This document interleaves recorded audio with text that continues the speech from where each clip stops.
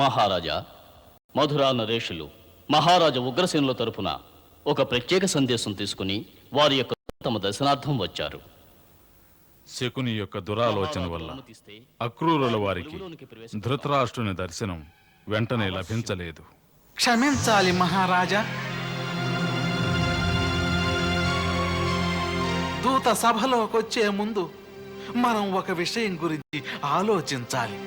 మధుర నుంచి ఈ ప్రకారంగా ఒక దూత అకస్మాత్తుగా ఇక్కడికి వచ్చాడంటే సాధారణ విషయం కాదు. అతని రాకలో ప్రయోజనం ఏమిటో? మహామంత్రి విదుర, తమ